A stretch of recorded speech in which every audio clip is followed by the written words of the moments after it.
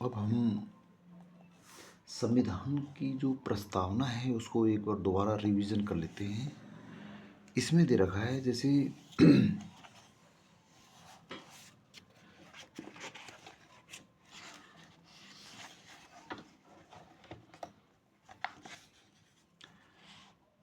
We the people of India, हम भारत के लोग, have solemnly resolve to constitute India. मतलब भारत के संविधान के प्रति, भारत के संविधान को लागू करने के लिए हम एक संकल्प लेते हैं। तो फिर इसके जो महत्वपूर्ण शब्द है उनको हम दोबारा देखते हैं। तो इसमें एक तो क्या है, पहला तो है सोवर्जन, संप्रभुता, सोशलिस्ट, समाजवादी। मतलब भारत को, मतलब ये कह रहा है भाई, एक तो ये पार्ट हो गया, we the people of India, हम भारत के लोग। मतलब इसमें ये बताया है कि भाई संविधान को कौन एडॉप्ट कर रहा है, हम भारत के लोग। और एक इसमें ये भी दिया है, लास्ट में इसमें ये भी है कि भाई हम भारत के लोग कर रहे हैं इसको एडॉप्ट। और किसके लिए कर रहे हैं, भारत को, हैविंग सोलोमन रिजल्व, दृढ़ संकल्प होकर, having solemnly result to constitute, संविधान के लिए हम दृढ़ संकल्प होते हैं। किसके लिए, क्या हम किसकी स्थापना करेंगे, संपूर्ण प्रभुत्व संपन्न समाजवादी पंथ निरपेक्ष लोकतांत्रिक गणराज्य बनाने के लिए।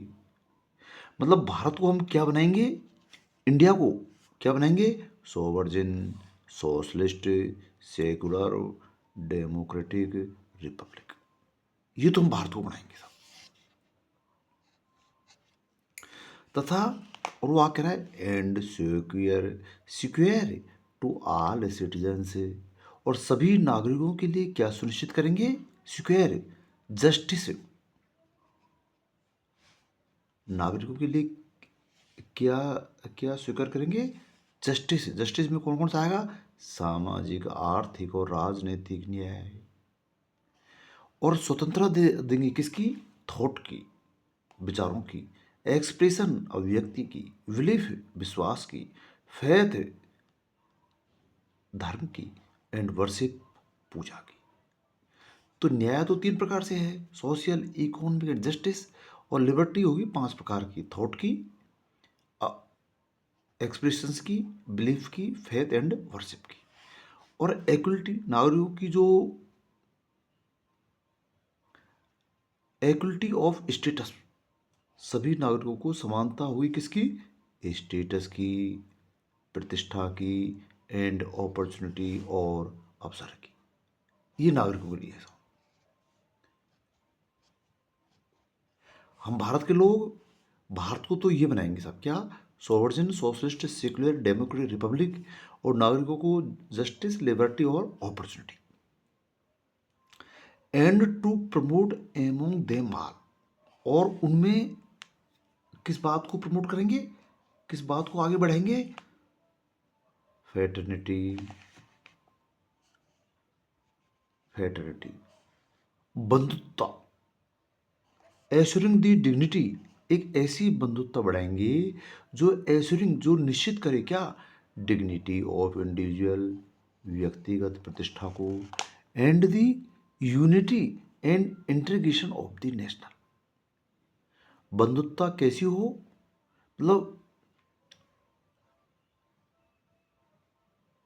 बंधुत्व कैसी हो जिसमें व्यक्ति की तो प्रतिष्ठा हो, डिग्निटी ऑफ इंडिविजुअल, और क्या हो, unity and integrity of nation, राष्ट्र की एकता और अखंडता सुनिश्चित करने वाली बंधुत्व हो।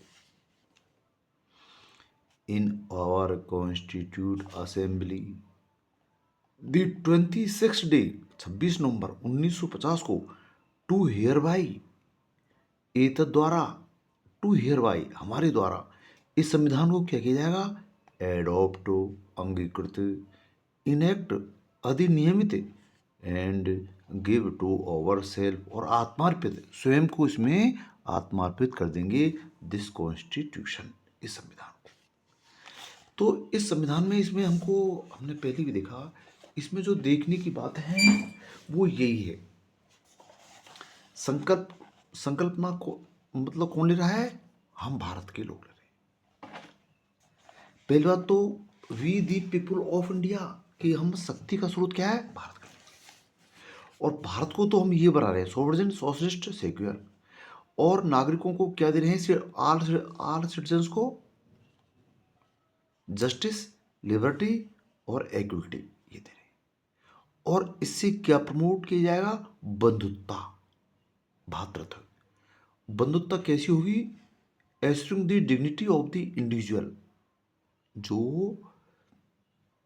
व्यक्तिगत प्रतिष्ठा को बढ़ाए, and the unity and integrity of the nation, और राष्ट्र की एकता और अखंडता को बढ़ाए। तो इसके लिए हम संविधान सभा में हम क्या करते हैं? एडॉप्ट, इनेक्ट, गिव टू और सेल। इसका जो क्रम क्या है? अंगीकृत, अधिनियमित, आत्मार्पित करते हैं। इस प्रकार से ये प्रस्तावना हमारी हो जाती है। यदि हम इन शब्दों को अच्छी तरह समझ लेंगे तो हम उसको बहुत ही बेहतर कंडीशन में समझ पाएंगे।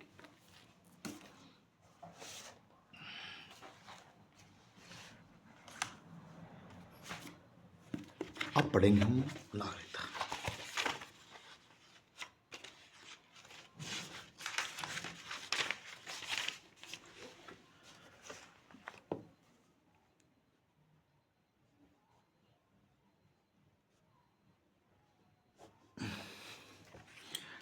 संविधान में हम पढ़ने से पहले ये देखेंगे कि संविधान में भाग क्या है। जैसे संविधान के भाग 1 में तो क्या है? संघ, मतलब उसमें पार्ट है अबाउट 32 पार्ट्स हैं। तो जिसके पार्ट 1 में तो क्या है कि यूनियन और नेशन के बारे में लिखा है कि भाई उसका क्षेत्र, राज्य क्षेत्र क्या होगा। और भाग 2 में क्या लिखा है? नागरिकता के बारे में वर्णन है, सिटीजनशिप के बारे में वर्णन है। और भाग 3 में मौलिक अधिकारों के बारे में वर्णन है। भाग 4 में नीति निर्देशक तत्वों के बारे में वर्णन है। तो इस प्रकार हम पार्ट 2 से शुरू करते हैं अकॉर्डिंग सिलेबस। इसमें नागरिकता के बारे में बताया है कि भारत में कौन कौन सी नागरिकता दी जाएगी। तो ये तो भाग हुआ। दूसरा क्या है कि इसमें अनुच्छेद को हम यहाँ लिखेंगे आर्टिकल।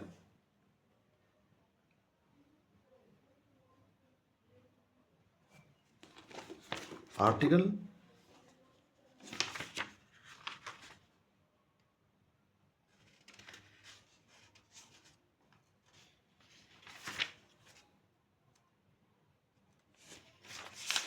आर्टिकल में जैसे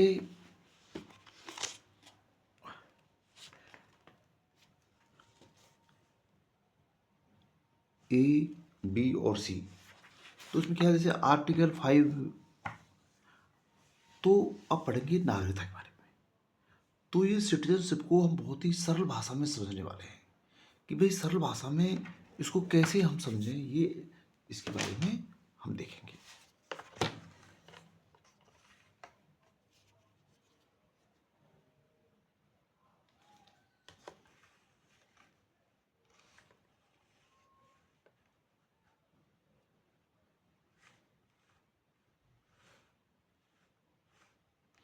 तो इसमें बताया है, जैसे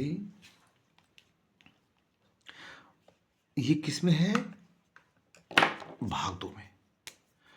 पार्ट 2 में नागरिकता संबंधी विचारों का उल्लेख है। तो अनुच्छेद 5, 6, 7, 8, 9, 10 और 11, मतलब 5 से 11 तक जो अनुच्छेद है वो नागरिकता के बारे में है। तो इसमें ये बताया है कि नागरिकता कैसे कैसे प्राप्त होगी।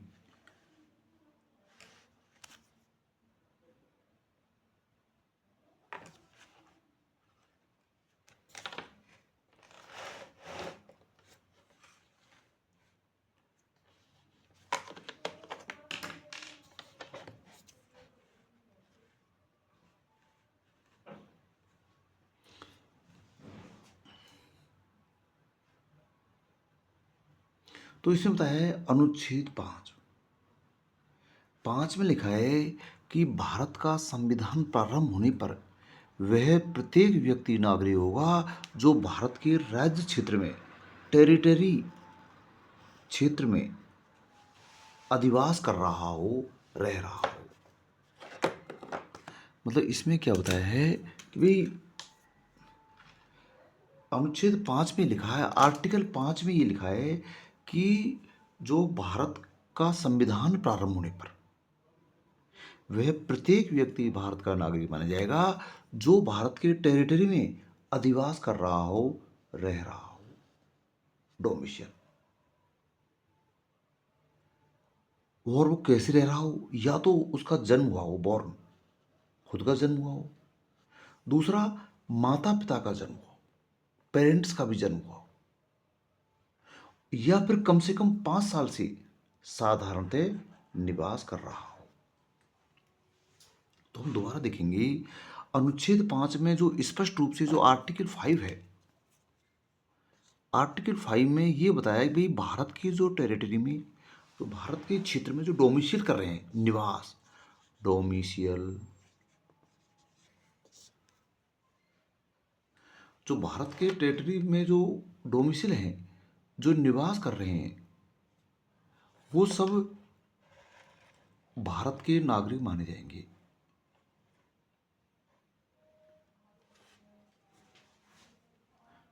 पर या तो उसका स्वयं का जन्म हुआ हो, या फिर मतलब या तो बॉर्न खुद हुआ हो, या फिर पेरेंट्स का बॉर्न हुआ हो, या वो ऑर्डिनरी यहां रह रहा हो 5 साल से।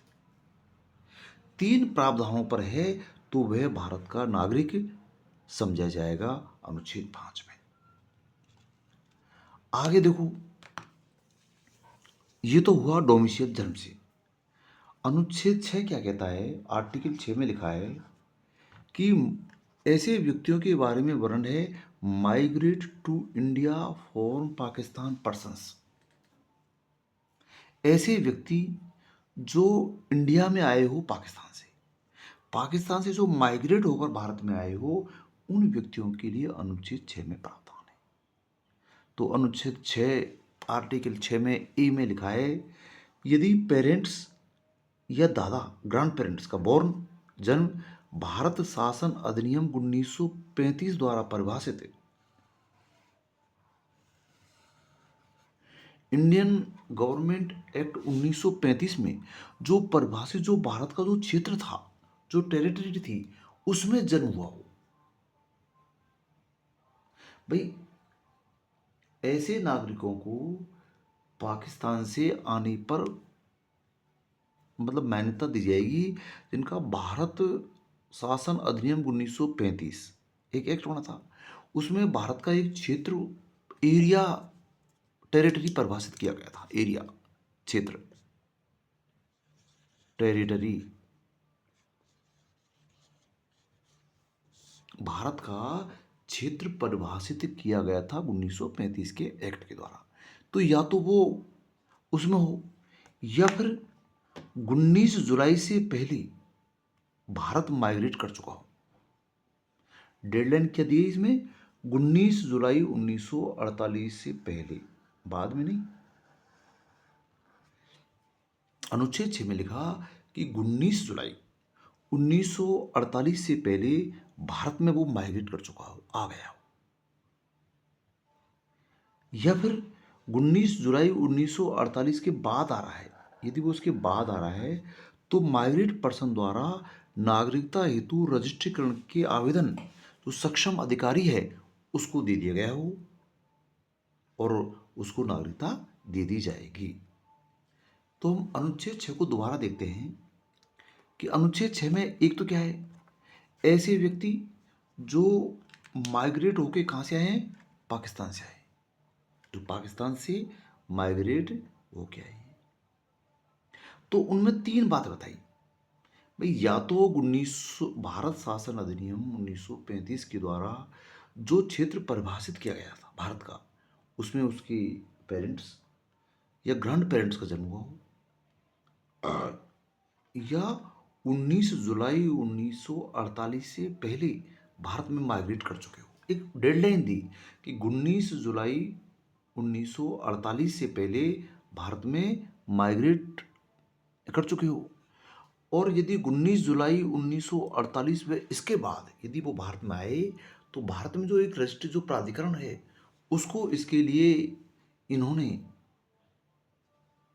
नागरिकता के लिए एक एप्लीकेशन दी हो तो भी नागरिकता प्रदान कर दी जाएगी। ये था अनुच्छेद 6।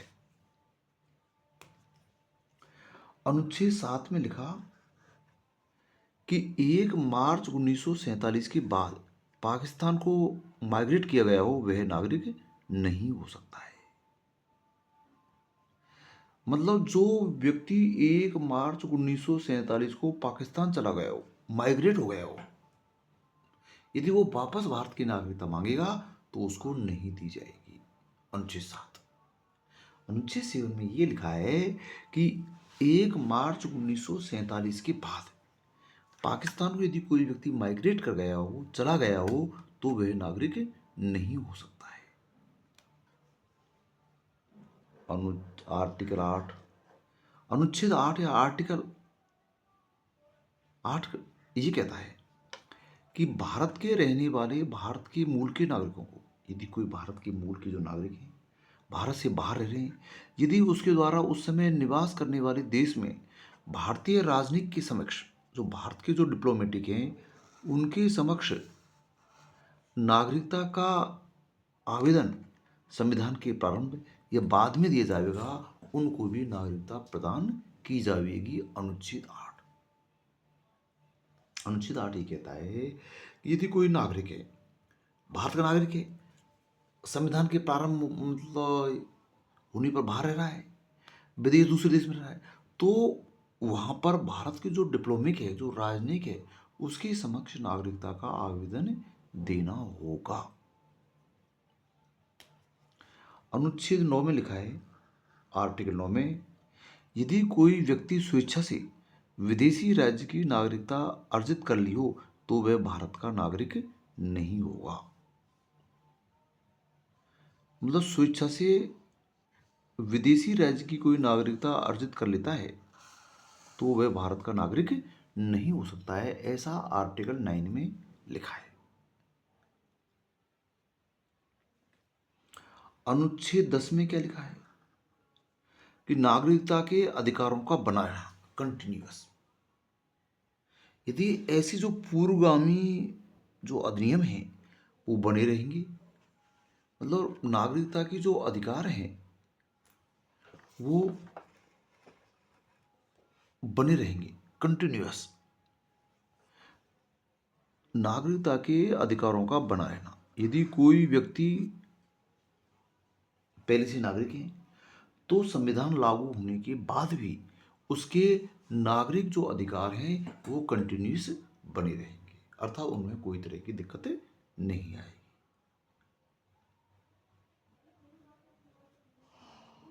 मतलब ये कहता है। और आर्टिकल 11 ये कहता है कि parliament to regulate the right of citizenship by rule, कि पार्लियामेंट को कानून के द्वारा नागरिकता के जो अधिकारों को रेगुलेट करने का अधिकार प्राप्त होगा, यह आर्टिकल 11 कहता है। अब हम इसकी दोबारा एक बार रिपीट कर लेते हैं इसको।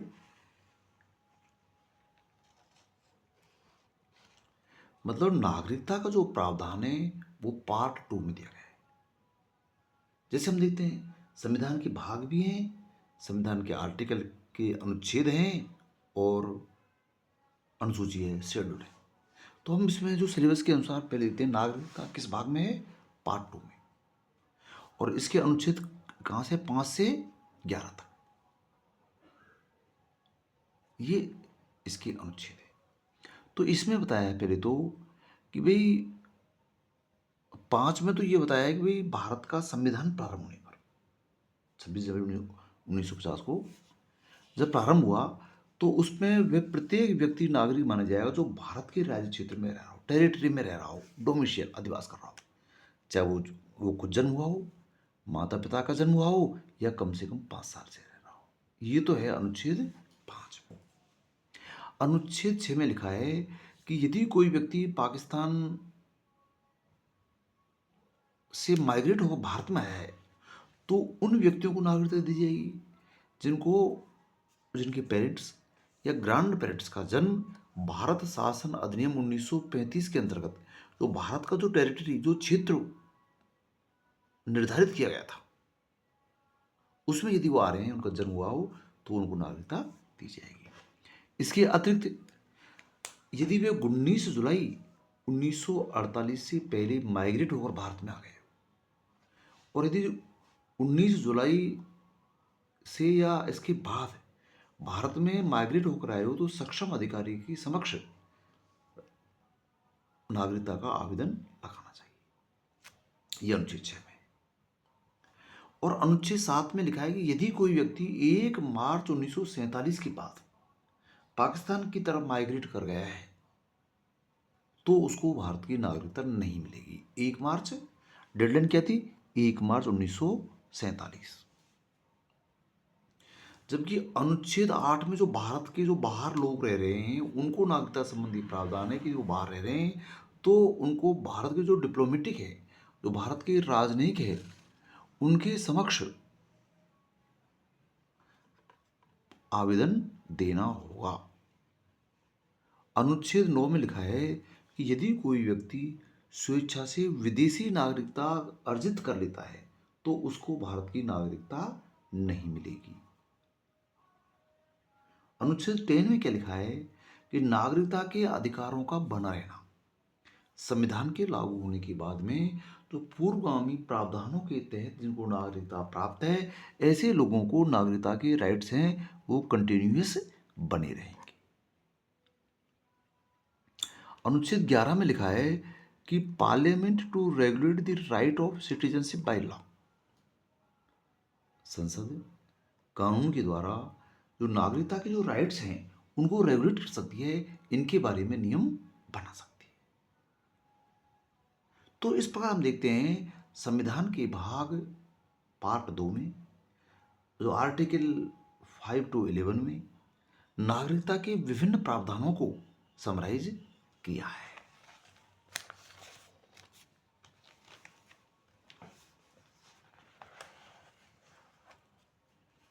अब देखेंगे हम पार्ट 3 में फंडामेंटल राइट्स, मौलिक अधिकार। तो वो ये बात ध्यान रखिए कि ये पार्ट 3 में आता है। ये किस में आएगा? पार्ट 3 में। मौलिक अधिकार बहुत महत्वपूर्ण भाग है। तो ये किस में आएगा? फंडामेंटल राइट पार्ट 3 में।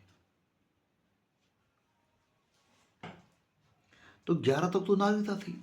अब 12 में क्या है? एक परिभाषा दी गई है स्टेट की, क्योंकि बार बार इस बात का वर्णन आएगा कि राज्य द्वारा नागरिकों के अधिकारों का इंटरफेयर नहीं किया जाएगा, मतलब उसको अतिक्रमण नहीं किया जाएगा, वायलेंस नहीं किया जाएगा। तो बार बार एक शब्द आएगा स्टेट। तो स्टेट की अनुच्छेद 12 में पहले ही परिभाषा दे दी, डेफिनेशन। इस भाग में राज्य से स्टेट से तात्पर्य क्या हुआ? भाई स्टेट क्या हुआ? अनुच्छेद 12 में ये बताया है कि स्टेट से तात्पर्य होगा गवर्नमेंट ऑफ इंडिया, भारत सरकार, पार्लियामेंट, संसद, ईच स्टेट गवर्नमेंट, प्रत्येक राज्य की सरकार, विधायिका, all local of other authorities, सभी स्थानीय प्राधिकरण with in territory of India, जो इंडिया के क्षेत्राधिकार में हो, under the government of India और भारत सरकार के अधीन हो। तो यह राज्य की कितनी व्यापक परिभाषा दी है। अनुच्छेद 12 में बार बार ये उल्लेख आया, तो उससे पहले ही संविधान में इसका एक उसको परिभाषित किया है कि राज्य से तात्पर्य केंद्र सरकार, संसद, राज्य सरकार, विधायिका, स्थानीय क्षेत्र की प्राधिकरण तथा और ऐसे प्राधिकरण जो भारत के राज्य क्षेत्र में हो और भारत सरकार के द्वारा प्रशासित हो। यह अनुच्छेद 12 में लिखा है। फिर अनुच्छेद 13 बहुत ही महत्वपूर्ण है। तो इसमें क्या है कि भाई राज्य ऐसी कोई भी विधि नहीं बनाएगा जो मूल अधिकारों को असंगत या अल्पीकरण करे। मतलब उसमें ये बताया है कि राज्य के द्वारा ऐसी कोई विधि या कानून कोई नहीं बनाएगा जो मूल अधिकारों को असंगत, इनकंसिस्टेंट, ऐसी विधियां हैं जो असंगत होगी या अल्पीकरण, डी डिरोगेशन, अल्पीकरण। अनुच्छेद 13 में लिखा है कि मूल अधिकारों के असंगत, असंगत मीन्स इनकॉन्सिस्टेंट, जो उसके अनुकूल नहीं हो, और जो अल्पीकरण, जो डेरिगेशन करती हो, जो उनको कम करती हो, ऐसी विधियां शून्य मानी जाएगी। जो पहले से जो लागू है वो ऐसी विधियां शून्य मानी जाएगी या ऐसी विधियों के बारे में लिखा है। तो इसमें कुछ तकनीकी शब्द आते हैं। इस भाग से असंगत लॉ इन फोर्स प्रवर्त विधियां, इस भाग में अनुच्छेद 3 के भाग में जो विधियां हैं लॉ इन फोर्स, असंगत विधियां उसी मात्रा में शून्य होगी जो संविधान से पहले लागू थी। मतलब संविधान से पहले कोई विधियां प्रवर्तित थी, जो कानून तो पहले से चल रहा था, तो ऐसी जो प्रवर्तित विधियां लॉ इन फोर्स, जो विधियां उसी मात्रा तक शून्य हो जाएगी जिस मात्रा तक वो मूल अधिकारों का उल्लंघन कर रही हो, अतिक्रमण कर रही हो। दूसरा क्या है, राज्य ऐसा कोई विधि नहीं बनाएगा लॉ जो मूल अधिकारों को छीनती हो, उसे कम करती हो, तो इस प्रकार की विधि भी शून्य होगी। तो आर्टिकल 13 में दो शब्द आते हैं, एक आता है लॉ, एक आता है लॉ इनफोर्स। लॉ का तो क्या है कि राज्य कोई ऐसा कानून नहीं बनाएगा जो मूल अधिकारों को छीनता हो या उसे कम करता हो, ऐसी विधि लॉ शून्य होगा। एक तो लॉ के बारे में आता है शब्द, एक आता है लॉ इनफोर्स, प्रवर्त विधि। तो इसका जो व्यापक, जो डिटेल व्याख्या है वो संविधान की जो